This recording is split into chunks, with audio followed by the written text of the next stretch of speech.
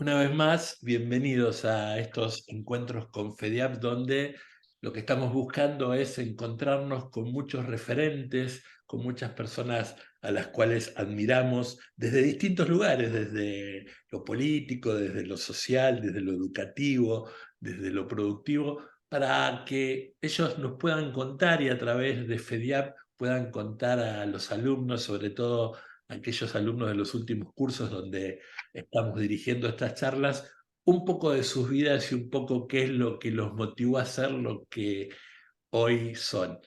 Y en esta ocasión nos vamos a encontrar con alguien que yo conocí hace mucho tiempo. Él no se debe acordar porque ya a esta altura, además de que estaba mucho más flaco yo, ya pasaron muchos años desde que un par de veces nos encontramos en su escuela en Santa Teresa, en la provincia de Santa Fe. Es Ariel Rotondo, es el director del Instituto Superior Estrada en Santa Teresa, en el sur de la provincia de Santa Fe. Una persona a la cual, como siempre decimos nosotros cada vez que sale una noticia de la escuela que dirige Ariel, hay que escucharla, hay que masticar un montón lo que él dice para poder después analizarlo en profundidad. Hace poquito estuvo en Campana y en realidad en los minutos que le dieron, a los cuales en particular creo que deberían haberle dado un poco más de tiempo, pero bueno, es un tema, es una mirada mía de este tema. Dejó tres o cuatro frases que uno cuando las mastica con el tiempo entiende de que allí hay mucho más para sacar y mucho más para aprovechar. Ariel, muchas gracias por dedicarnos estos minutos y bienvenidos a estas conversaciones con Fedial. No, muchas gracias a ustedes. Por supuesto, esta es una oportunidad a veces irrepetible de poder conectarse con FEDIAP y también con los estudiantes, que es lo más importante. Seguro, te van a poder encontrar, ojalá que muchos. Nosotros tenemos, te comentaba, escuelas tenemos la escuela más austral del mundo que está en la misión allí en Río Grande, en Tierra del Fuego, hasta bien entrado el impenetrable en el Chaco y desde Andresito en Misiones hasta la media montaña en San Juan. Así que ojalá que muchos puedan escuchar tu experiencia.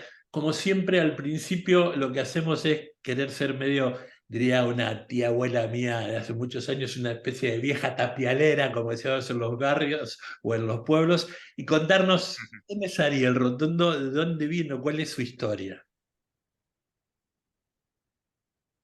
En mi historia, a ver, no se inició en la educación. Es más, si quisiéramos ir a lo más profundo de mi juventud, abandoné la educación formal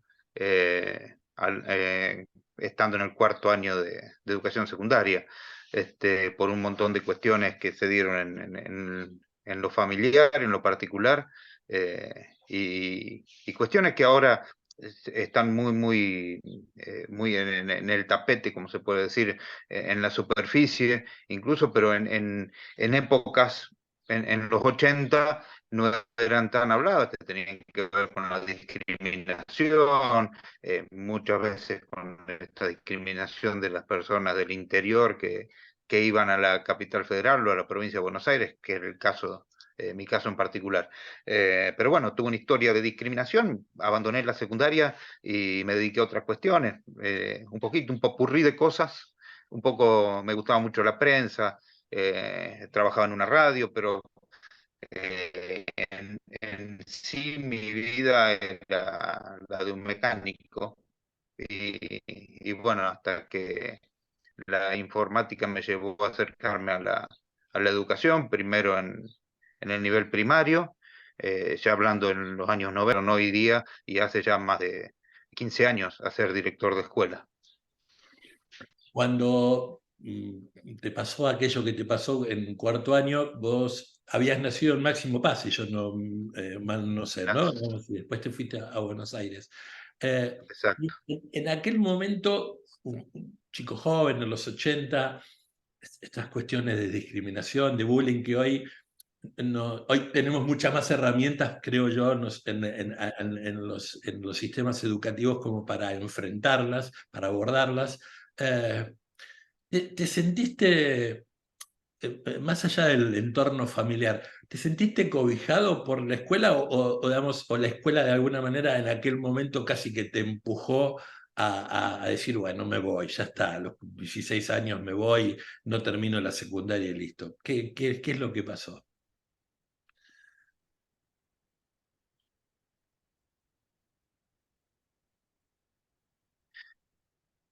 Había dos cuestiones. Primero, obviamente era otra época en donde tampoco uno podía entender esta cuestión. Creo que uno lo entendía desde el punto de vista que era así, por decirlo, bueno, es así, me tocó esta y hay que aguantársela y ver qué otra cosa hacemos. Estamos pensando en una época en donde la opción era estudiar o trabajar, no era tampoco la educación secundaria obligatoria y esto era una cuestión también, creo que era un punto determinante también, o sea, aquel que no le iba bien en el estudio, bueno, iba a trabajar. Entonces, esto era como algo que ya estaba establecido en esa época. Pero sí es cierto también que yo tuve cierta resiliencia como para seguir estudiando, o sea, repetí el tercer año y volví a hacer el tercer año en la misma escuela y hice el cuarto año en la misma escuela. Y no lo terminé porque obviamente se habían dado un montón de circunstancias, como digo, familiares, históricas también, porque estamos hablando también de épocas del país muy fuertes, en donde había también algo de militancia en el medio, bueno, un montón de cuestiones que se fueron dando y que hicieron que lo tome como algo natural. Tampoco era obligatorio, como digo, terminar la secundaria. Entonces, si uno trabajaba, si uno tenía alguna otra forma de salir adelante, era dentro de las reglas del juego. Entonces, creo que esas fueron las cuestiones del momento histórico que hicieron que no lo haya tomado de otra forma. Pero sí es cierto que obviamente eso también marcó lo que es hoy el modelo que llevamos adelante, o sea, un modelo de aprendizaje que está hecho por personas, que soy yo como directivo, pero también son las personas que componen el equipo de trabajo de la escuela. Y creo que esas cuestiones, especialmente en mi juventud, fueron que marcaron algo de este camino. Seguramente. Vamos a llegar a un momento después que siempre marcás, que fue el acto de fin de curso de diciembre del 2017, que empezaste a leer el nombre de todos los chicos, pero antes de eso, bueno, compraste una compu y en algún momento empezaste a dar clases en la escuela primaria, como dijiste, después en la secundaria, y ahí decidiste hacer la carrera docente. ¿Y en qué momento, cuando estaba ya, no lo sé si le estabas cursando a la carrera docente o cuando ya la terminaste, te diste cuenta de que había que dar un paso más, que no, quizás basado en tu experiencia o basado en lo que estabas mirando o sintiendo, veías que el sistema, por llamarlo de alguna manera, donde vos ibas a trabajar o estabas trabajando, necesitaba un cambio? ¿Cuál fue ese momento o cuáles fueron aquellos indicadores, por colocarle un nombre, que empezaron a marcarte para decir, bueno, hay que empezar a ver que hay algunas cosas que hay que cambiar? Yo creo que hubo dos o tres momentos. El primero fue la primera vez que entré a la escuela en la que soy ahora. Tuve esa sensación sin ser todavía, sin haber terminado todavía la secundaria incluso, fines de los 90. Entro a la escuela porque, bueno, me contratan para dar clases de informática en esta escuela, que ahora soy director, como digo, lo quiero recalcar. Y entro a la escuela y digo, yo quiero ser director de este lugar. A mí me parecía que ese fue el primer punto de inflexión en mi carrera, si uno quiere, o la forma de afrontar la carrera. Eh, el segundo punto fue cuando fui director de una escuela del Socorro de Buenos Aires, en donde ya pensaba que tenía muchas ganas de hacer un cambio. Uno veía que era una escuela muy chica, de pocos estudiantes, y digo, ¿cómo no es posible que pocos estudiantes, casi una familia, no pueda revertir algunas cuestiones, como el abandono, las repitencias, la no terminación de los estudios? Y bueno, y el otro punto fue cuando, ya siendo director de esta escuela, eh, realmente digo, a ver, ¿cómo es posible? ¿En qué momento? eh, ¿por qué se producen estas cuestiones con los jóvenes? O sea, ¿qué es lo que les impide terminar? Yo en ese momento no entendía que mi pasado, digamos, mi experiencia por la secundaria habían influido tanto. Creo que me di cuenta mucho después, incluso ya adelantado en el trabajo nuevo dentro de la escuela. Pero creo que fueron esos tres puntos. La primera vez que ingresé a la escuela, como alguien que ni siquiera era docente, nada, un profesional si uno quiere. La primera vez que ejercí alguna posibilidad de poder hacer un cambio y no poder hacerlo, o sea, mi fracaso en ese momento creo que fue lo que contribuyó. Y la tercera es decir, bueno, ahora soy director del lugar que quería y ya tengo una experiencia de algo que no pudo hacer. Aprendamos de todo eso para ver cómo lo hacemos de acá en adelante. Me parece que esos fueron los tres puntos. Fue una construcción que se fue dando a través de los años y no una iluminación en algún momento determinado. Generalmente eso, los grandes cambios sociales y también este educativo, cuando uno lee, estudia, siempre pasan en esas, digamos, hay etapas, son esas construcciones que vos hablabas, no son epifanías, es medio raro que pase una cosa de un cambio de un día para el otro. Eh, Nosotros en nuestra modalidad educativa, en la educación agropecuaria, ni mejor ni peor que otra de las modalidades, tenemos la particularidad de que la mayor parte de las escuelas, ahora va bajando eso, pero tienen a los chicos mucho tiempo en la escuela, porque o están a mañana y tarde o están en el internado. Entonces, uno los conoce fuera del ámbito del aula, para decirlo de alguna manera, o fuera o en la cotidianidad, perdón, de otras actividades o de otras, o de enfrentar a distintas cuestiones que le pasan en su vida de adolescente y de joven de otra manera, y entiende que hay adentro de ellos otros valores y otras potencialidades que a veces no se reflejan necesariamente en poder saber bien la lección de historia, ¿no? Yo creo que esas cosas son las que diferencian a las escuelas. No sé si coincidís conmigo, ¿no? En el poder descubrir las potencialidades de cada uno de ellos, independientemente de que te lo pueda reflejar en una evaluación, en una prueba o en un ejercicio, ¿no?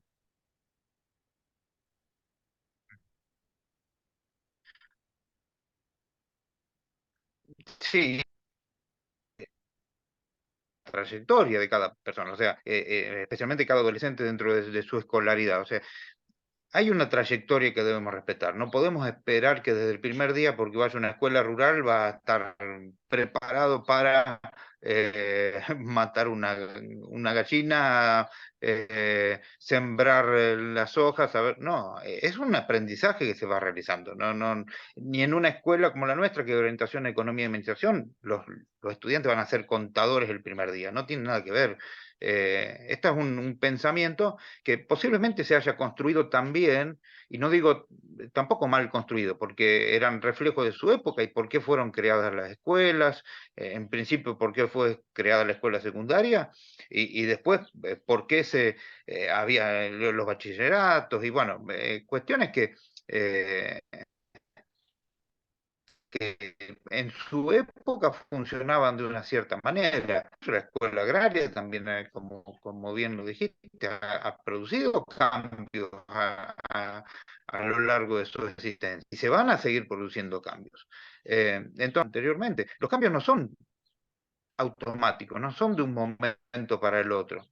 No son leyes que de aquí en adelante se empiezan a cumplir. Muchas de ellas pueden ser, pero no dejan de ser administrativas. Yo puedo cambiar la escala de calificación, puedo cambiar los contenidos, pero no voy a cambiar la forma de enfrentarse a esas cuestiones. Esas cuestiones van a ser enfrentadas en diferentes tiempos y además van a ser por cada persona aceptadas y asimiladas y procesadas de distinta forma. Entonces, creo que esta es la cuestión que hoy estamos, de alguna manera, creo que es la transición de la educación media especialmente. Creo que es eso. Yo hablo de una cuestión que tiene que ver con esto de la responsabilidad social. Ustedes pueden, por ejemplo, en la escuela rural estar trabajando, como decía, sobre la cuestión agraria, pero no pensemos que al primer día el estudiante va a ser responsable de que una cosecha salga bien en la familia. Eso no tiene nada que ver. Va a haber todo un proceso que cuando termine su proceso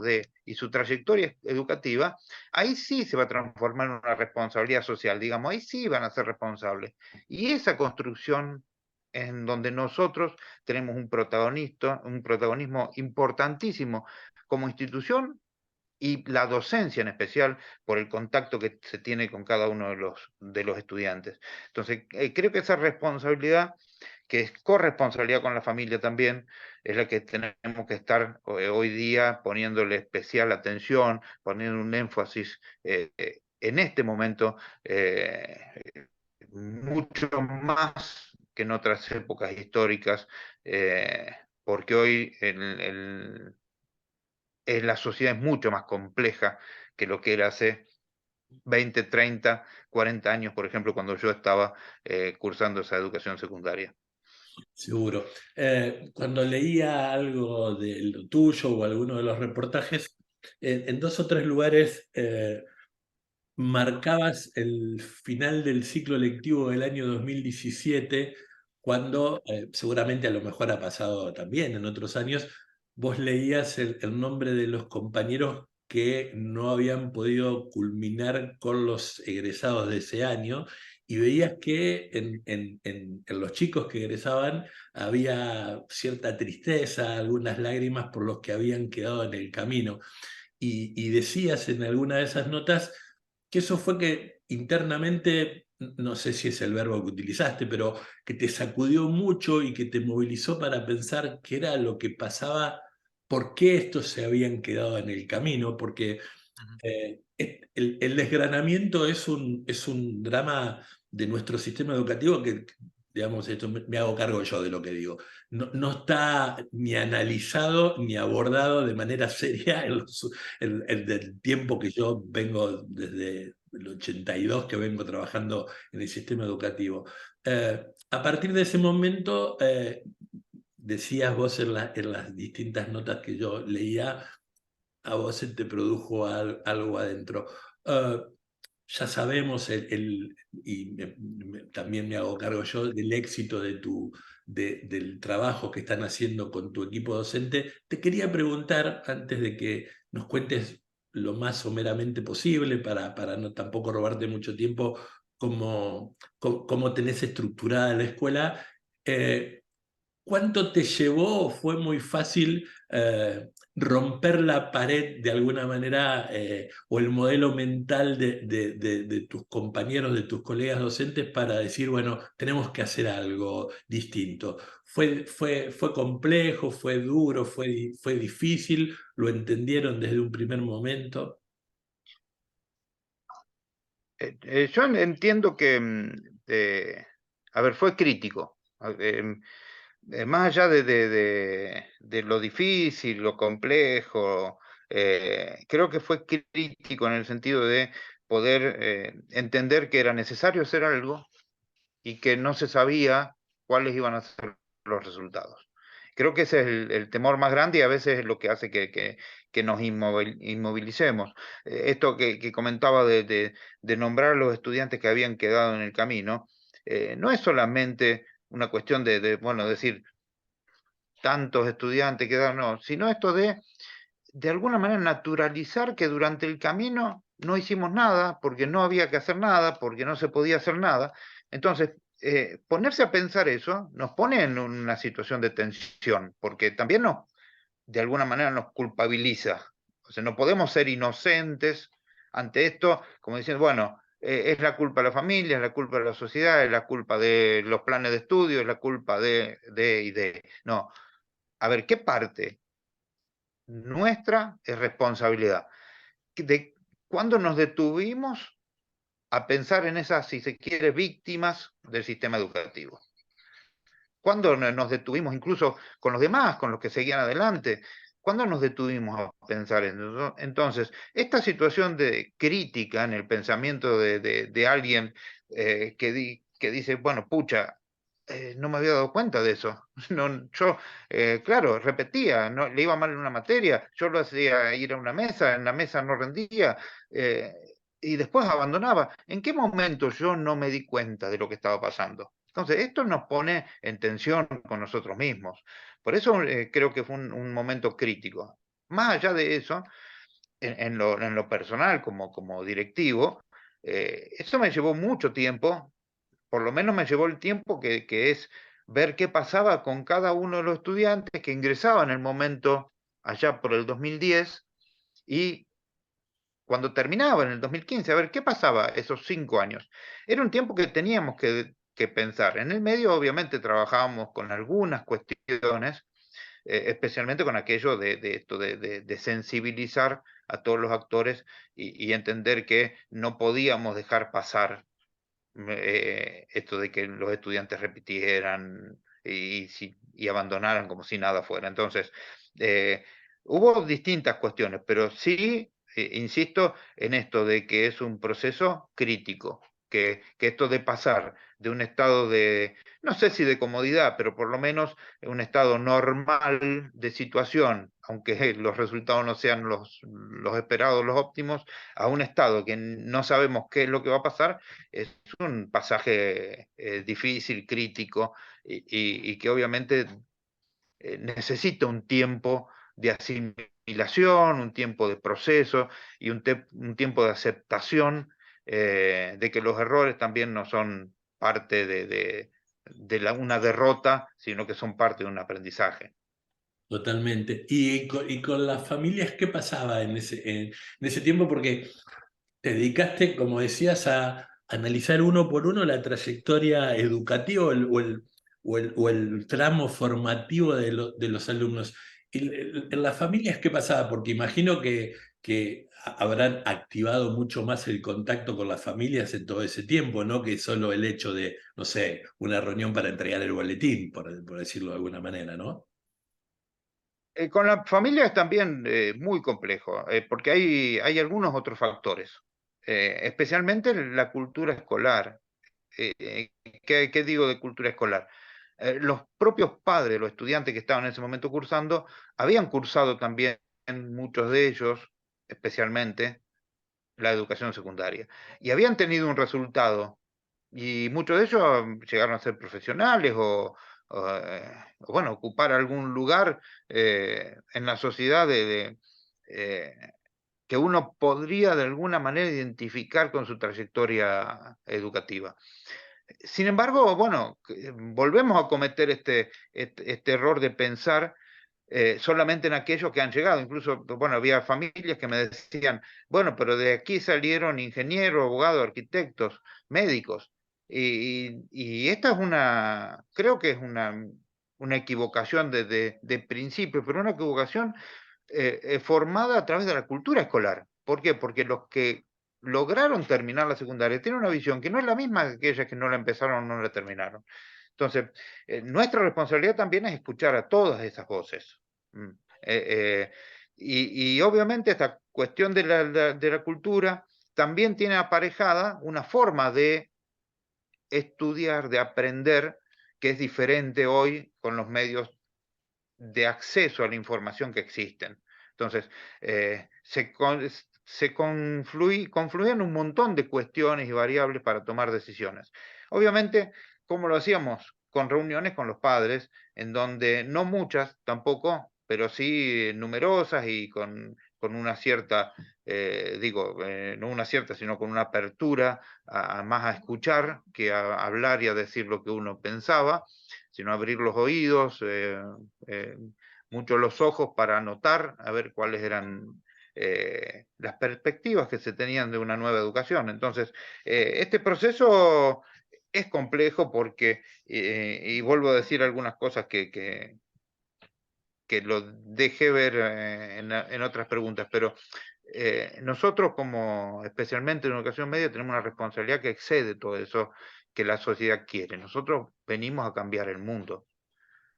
Los Ujú. docentes, especialmente educación secundaria, vinimos a cambiar el mundo, porque estamos en ese paso, digo, de la responsabilidad que es de aprendizaje a la responsabilidad de llevar adelante los cambios en la sociedad, obviamente para mejor. Entonces, esto creo que tenemos que también entenderlo quienes estamos al frente de la educación, de escuelas de educación media, y especialmente los que están al frente de los cursos, los docentes, que tienen un papel preponderante en esto de poder hacer que nuestros adolescentes tengan una visión diferente del futuro, que puedan construir a partir de un montón de cuestiones que ya están construidas y que a veces hay que deconstruirlas y volverlas a construir.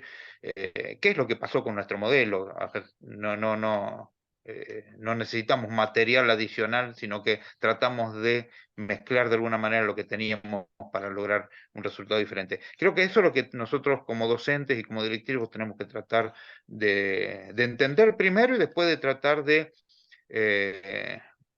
comunicar, consensuar con la familia y con los estudiantes esto de que nosotros estamos acá para cambiar el mundo, para hacer un mundo mucho mejor, mucho más colaborativo, mucho más inclusivo, mucho más flexible, que pueda adaptarse a los cambios y pueda producir mejoras permanentes en la sociedad. Creo que de eso se trata.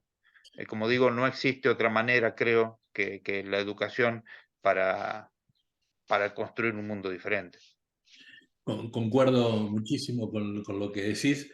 En un mundo además que es desafiante el mundo de la educación porque es un mundo que tiene, no tiene por qué ser totalmente compartido, pero tiene cuestiones como una posibilidad de un abordaje tecnológico cada vez más dinámico y cada vez más activo, porque los chicos tienen más acceso a eso. Yo recuerdo hace como 25 años, seguramente has leído algo de él, tuve la suerte de encontrarme y después de compartir una mesa con Ezequiel Anderés, con un sociólogo mendocino que trabajó mucho en todo el tema de trabajo en grupos y el trabajo con personas de alta vulnerabilidad. Y él me planteaba ya hace mucho, 25 o 30 años, ha sido, hace un montón de años en Misiones, me lo encontré, era mendocino, estaba en España. Él me decía que teníamos ya un problema hace tiempo en el tema educativo porque los docentes seguíamos viviendo la galaxia de Gutenberg cuando los chicos estaban en la galaxia de Marconi. Es decir, él planteaba en aquel momento que estaba entrando la tecnología, el sonido, la imagen con los chicos, y nosotros estábamos muy aferrados todavía a ciertas cuestiones muy duras, pero no solamente creo yo que el sistema educativo tiene ese desafío de la tecnología o de que los chicos puedan tener acceso a esas tecnologías, sino que también, y aquí va una de las últimas preguntas, no te queremos robar mucho más tiempo, me parece que el sistema educativo también es uno de los sistemas más encorsetados que vos te podés encontrar a lo largo de tu vida, digamos. Te manejan una cuestión respecto al tema de las calificaciones de tanto a tanto, el ciclo lectivo va de tal a tal tiempo, y nosotros, por ejemplo, siempre decimos lo mismo, perdón por la metáfora futbolera, arrancamos perdiendo 1-0 desde el vestuario a la educación agropecuaria, porque, por ejemplo, nosotros no podemos tener un calendario productivo, tenemos un calendario lectivo, entonces los cultivos de verano los chicos no lo pueden ver nunca. Entonces, creo que es un desafío inmenso eso que estás planteando, porque hay que romper una caja que está armada como para que funcione de la misma manera en todos los lados, y no sé si coincidís conmigo, que es contradictorio, porque vivimos repitiendo de que los chicos son distintos, que han cambiado, que las familias tienen distintas problemáticas, que incluso los chicos tienen distintas miradas y sin embargo le queremos aplicar la misma fórmula a todos. Digamos, ahí entra un choque que, digamos, podemos, yo creo que ahí es donde encontrabas vos, me parece a mí, uno de los problemas tan grandes por los cuales había un montón de algunos que se quedaban en el camino, no podían adecuarse a esas, permitime llamarlo incongruencias, ¿no? Ese sistema tan duro frente a diversidades de vivencias, ¿no? Sí,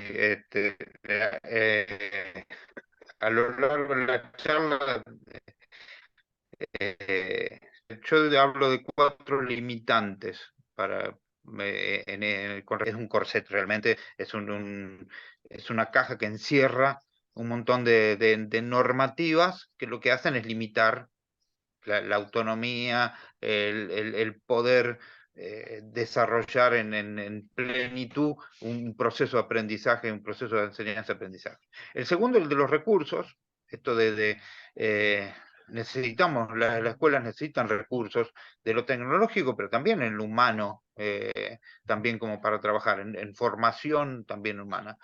El tercer punto es la cuestión de los docentes, esto de entender que ellos no están limitados por los conocimientos que aprendieron, sino que están limitados por la ilimitabilidad de su proceso, o sea, de su rol en el sistema. Esto de, a ver, yo no vengo a enseñar lo que está, sino a ver qué hacemos con lo que está y cómo producimos cambios para mejorar.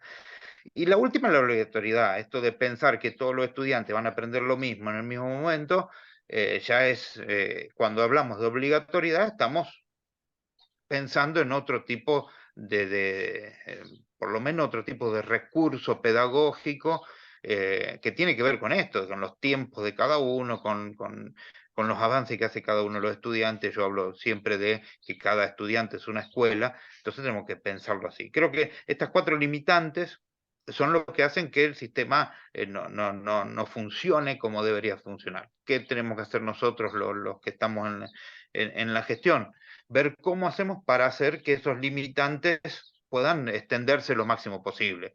Si lo hacemos estudiando una normativa y poder encontrar todos los resquicios normativos para poder abrir una de los laterales de la caja esta, podemos abrir límite por ahí. Si lo podemos hacer a través de los docentes, lo haremos a través de los docentes. Si lo podemos hacer a través de los recursos, lo haremos a través de los recursos. Si lo podemos hacer a través de un manejo diferente de la obligatoriedad, lo haremos por ese lado. Pero de alguna forma tenemos que hacerlo. Los 4 limitantes nos dejan en una cajita que es difícil de salir. Pero bueno, esto requiere un trabajo, como digo, colaborativo, un trabajo en equipo, institucionalmente, y también que se va desarrollando con los propios estudiantes, y se necesita una cierta flexibilidad y un concepto de inclusión muy amplia, que tiene que ver también con transparencia, con manejo del liderazgo, bueno, un montón de cuestiones que necesitamos poner en juego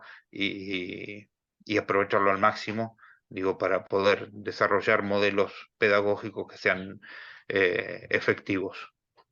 Cuando hablabas recién del trabajo, del trabajo colaborativo y de la institucionalidad de este tema, ¿podrías contarnos, mucho hemos leído ya y muchos saben el tema, pero cómo está planteada la escuela, lo que vos quieras contarnos respecto a cómo manejan los módulos de aprendizaje y esos 4 niveles de logro que tienen los chicos en el instituto?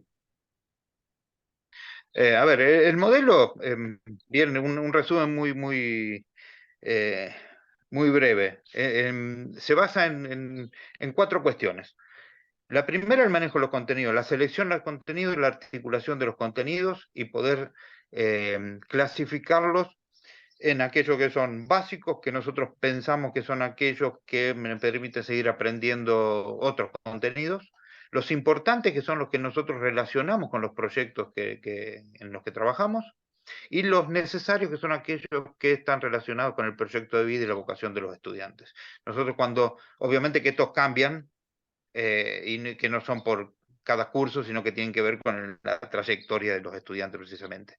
Pero los básicos y los importantes nosotros los trabajamos dentro de proyectos que son multi-área, que abarcan muchas materias, incluso algunos abarcan más de un año de contenido, por decirlo de alguna forma.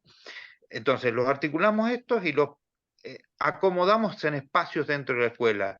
Los espacios en la escuela están organizados de otra manera, no son horas de matemática, de lengua, de historia, sino que son espacios frente a los docentes en donde se desarrollan, se llevan a cabo los proyectos. Estos proyectos tenemos, los tenemos distribuidos en módulos dentro de lo que nosotros llamamos espacios para el aprendizaje.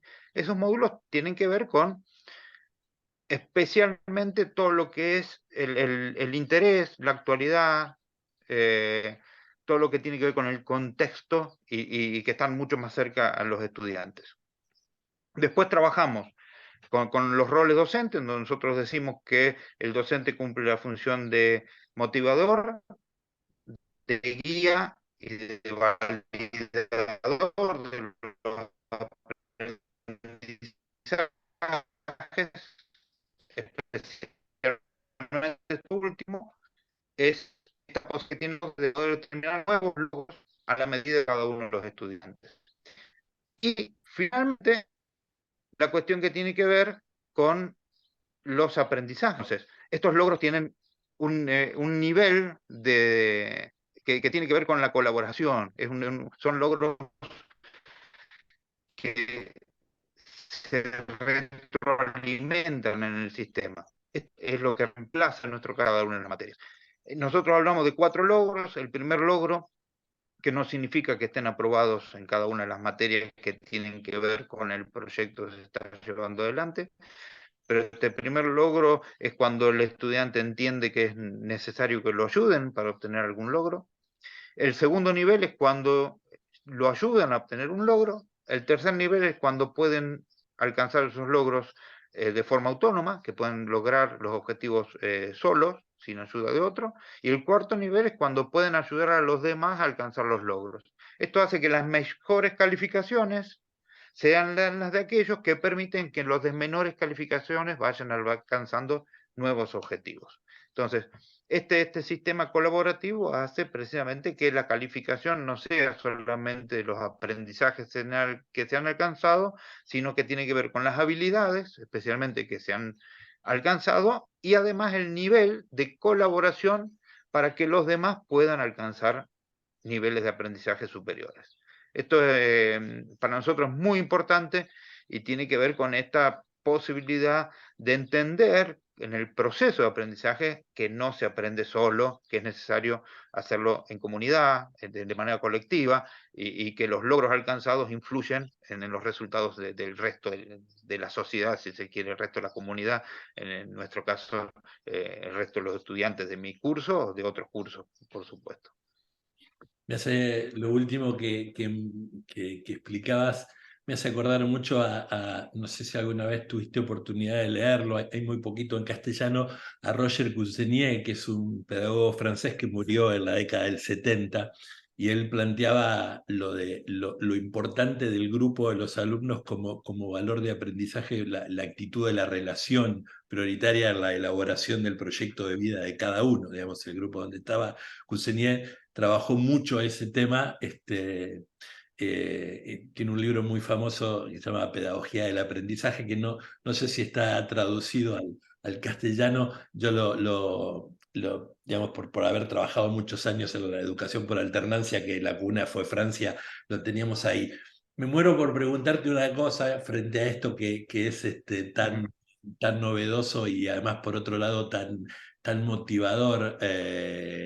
Ariel, que es lo que puedas contarme, cuánto de choque o cuánto de resistencia tuviste, o a lo mejor no, en las estructuras formales, por ejemplo, ministeriales o de supervisión, cuando quisieron implantar estos cambios.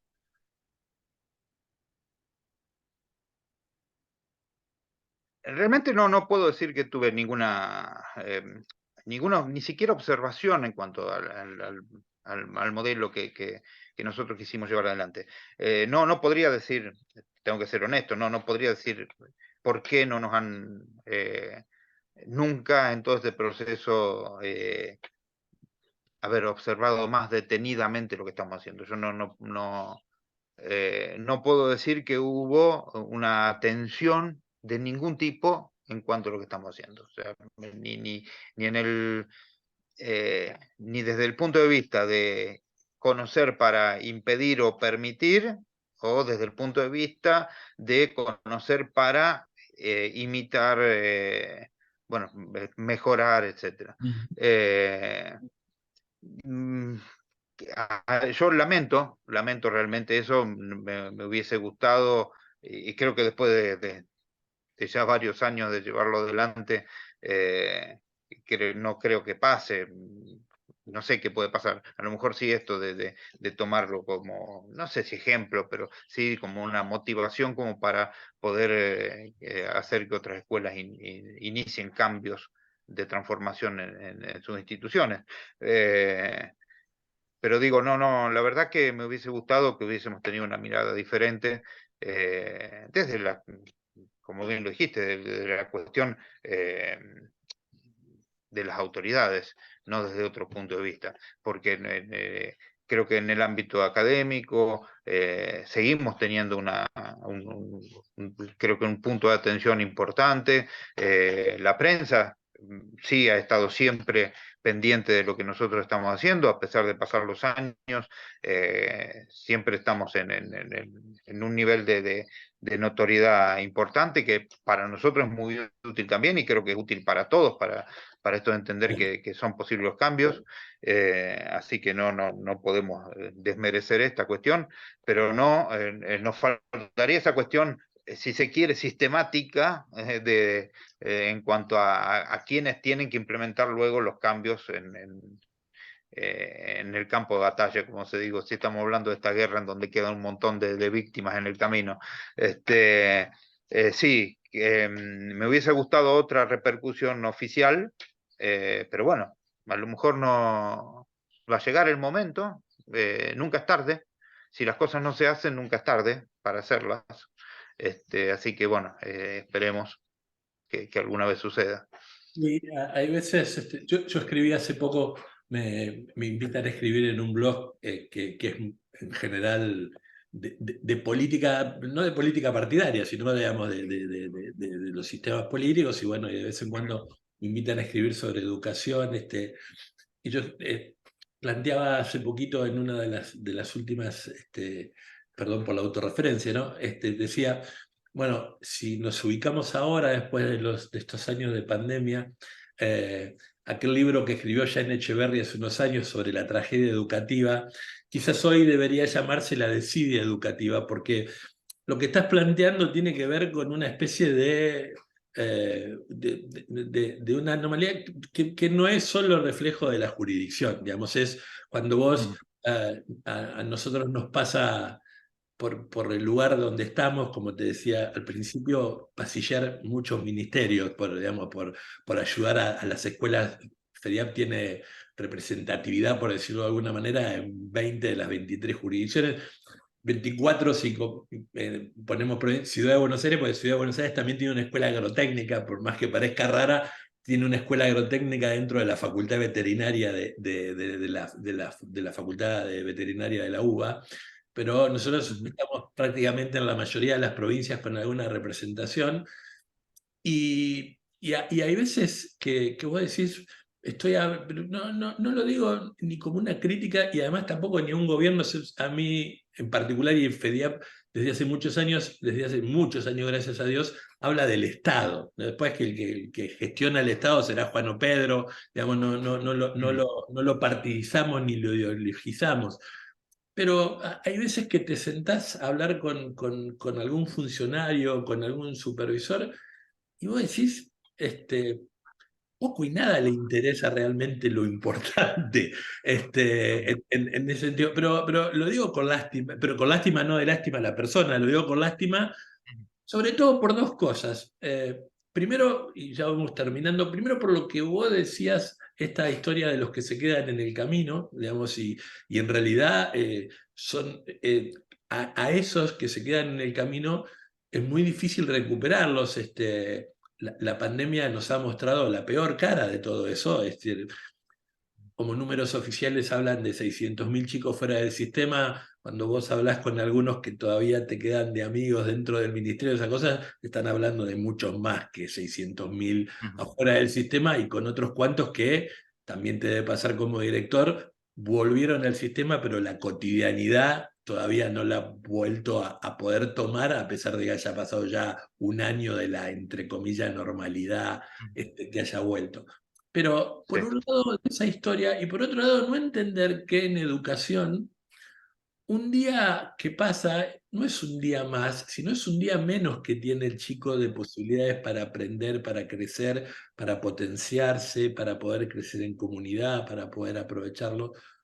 Cosa que, por ejemplo, y ahí te quería llevar, porque sé que también sos un admirador del modelo jesuita de de los catalanes, de lo que han hecho los jesuitas en Barcelona, cosa que es bastante increíble de entender porque son los jóvenes los que van a salir de donde, digamos, de los que deberían hacernos salir de la crisis a la que permanentemente nosotros los adultos nos estamos quejando, ¿no? Es decir, entonces, si vos me decís, bueno, no tuve ni llamado ni atención, ni un llamado para poder ver el tema de la multiplicación de este modelo. Bueno, yo lo que creo es que el modelo de la Escuela Estrada de Santa Teresa es un modelo inspirador. Es decir, es un modelo, en verdad lo digo, digamos, cuando uno eh, ve no solo los resultados, porque creo que el resultado es el sinónimo de un proceso, de un camino que ustedes hicieron con seguramente con muchas dificultades, con muchas idas y vueltas, con muchos fracasos y errores, que en eso también está el aprendizaje, como lo decías. Eh, eh, Esa inspiración debería servir para hacernos entender a todos que en cada uno de tus alumnos y tus alumnas en Santa Teresa o cualquiera de nuestras escuelas en cualquier rincón del país está el presente y el futuro. Digo, y no lo digo como una frase de campaña. Entonces, que un funcionario no se preocupe porque un proyecto funcione bien, es un llamado de atención, es decir, es un síntoma más de por donde estamos pasando. Por eso, bueno, todo este prólogo del tema de cuando escribía yo para decir, bueno, yo ya no creo que es una tragedia educativa, creo que es una desidia educativa. Eh, cuando empezamos a salir del COVID, ¿pensaste que ibas a tener que volver muy para atrás, más allá de la relación quizás un poco más cotidiana que tenías con los alumnos, al tener la tecnología o al ser Santa Teresa una población medianamente chica que podías tener? Lo que todos creíamos que nos iba a costar mucho más salir volver a nuestra normalidad, si se quiere, del trabajo diario, cotidiano de la escuela, pensamos todos que nos iba a costar mucho más tiempo del que nos llevó. Creo que, y todos estamos convencidos de esto, que estábamos nosotros como escuela, como comunidad educativa, mucho más preparados para retomar que en el momento que tuvimos que empezar a construir. O sea, cuando pensábamos que volvíamos a la normalidad, pensábamos que teníamos que volver a construir. Nosotros nos dimos cuenta que lo que habíamos hecho nos había servido, como docentes especialmente, para poder retomar el trabajo. Y de hecho nos costó mucho menos tiempo. Pero sí hay una cuestión que no quiero dejar de decir en esta charla que vos lo estabas y que yo también lo hablaba, que tiene que ver con esto de por qué es necesario que una autoridad, avale o no avale, utilice una experiencia como válida para que eso pueda ser imitado, es que también eso nos produce a los que somos protagonistas de esos cambios una forma de vernos en algún espejo. O sea, nosotros no tenemos, más allá de nuestro trabajo de todos los días, no tenemos un punto de referencia eh, eh, si no es porque, como digo, porque la prensa difunde nuestro modelo, porque las instituciones educativas, especialmente las universidades, se interesan por nuestro modelo, porque algunas autoridades vienen a ver qué es lo que está pasando acá, no de forma oficial, sino extraoficial, porque pedagogos nos estudian, nos investigan como si fuésemos, como me dijeron un día, sos un objeto de estudio, me dijeron a mí, Digo, eh, es que a nosotros no nos vale por lo que se puedan llevar de nosotros, sino a nosotros nos vale como espejo, como decir, bueno, tenemos un punto de referencia. ¿Qué es lo que está pasando en las otras escuelas? ¿Se producen cambios? ¿Sigue el método tradicional del dictado de clase, la clase magistral, tomar una prueba, que los chicos estudien? ¿Sigue pasando esto? Porque nosotros no lo sabemos. Nosotros no tenemos un espejo en el que mirarnos. Entonces, ¿por qué nos sirve este tipo de cosas? Precisamente por eso, porque nos, de alguna manera valida el trabajo que estamos haciendo nosotros. Por eso es importante. Es como si un director nunca felicita a un docente por su trabajo realizado, nunca observa incluso y le da sugerencias a su docente, como si un profesor nunca valida los aprendizajes de sus propios estudiantes y le da sugerencias. O sea, nosotros también como directivo y como escuela y como institución necesitamos esa validación de la parte de arriba. Necesitamos motivación, guía y validación. Ese proceso debe ir desde abajo hacia arriba y de arriba hacia abajo. No es algo que, bueno, se hace en un círculo cerrado y ahí termina. Nosotros no somos la mejor escuela, nuestros estudiantes no son los mejores estudiantes del mundo. Nosotros hacemos lo mejor que podemos hacer con lo que tenemos y cómo lo podemos hacer. Entonces, creo que estas son las cuestiones que deben cambiar especialmente en la educación, porque además son cuestiones inspiradoras y aleccionadoras. Totalmente.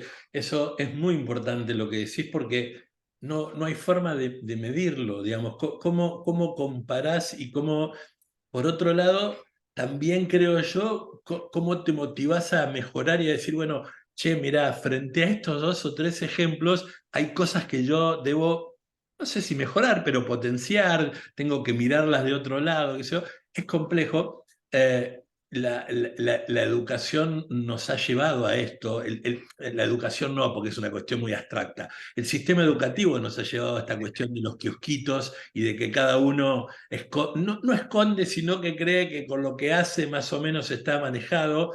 Si a eso lo sumás, y no quiero entrar a filosofar, no te quiero robar más tiempo, pero que la educación está también llena de frases hechas, ¿viste? Porque aparecen como moda. En los últimos años apareció lo de aprendizaje basado en proyectos, y yo siempre digo, cuando yo entré a trabajar en la alternancia, yo terminé de estudiar en la secundaria y empecé a trabajar en una escuela de alternancia en un pueblito muy cercano a San Pedro, en Buenos Aires, y estaba estudiando en la universidad. Había cosas que voy a decir, pero lo que están planteando ahora era, digamos, antes no se llamaba aprendizaje basado en proyectos, pero era lo mismo. O cuando te dicen, no, Claro. no, la evaluación es en proceso. Ah, bueno, perfecto.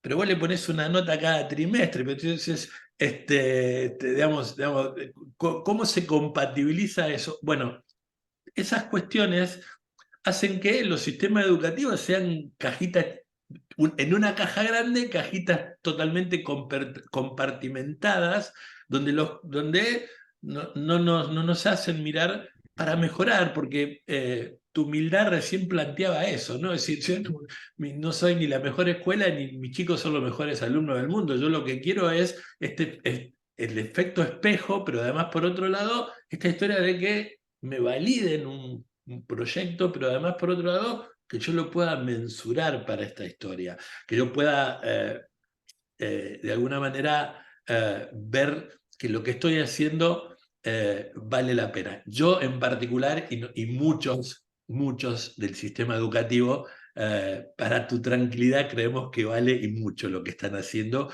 y que son realmente una fuente de inspiración para muchos. Cada vez que sale algo de Ariel Rotondo o algo del Instituto Estrada, al menos yo soy uno de los que levanta la cabeza y trata de poner las antenas ahí bien arriba para plantearlo. No soy viejo vizcacha, pero para dar consejos, pero no importa que te sientas un bichito bajo el microscopio, perdón, que te estén estudiando los pedagogos o que la universidad entre a la escuela a mirarte, porque eso es una forma de validar también lo que están haciendo. Me parece que eso los tiene que a ustedes tranquilizar, porque en realidad no necesita que yo se lo diga, pero que los tiene que tranquilizar en este sentido.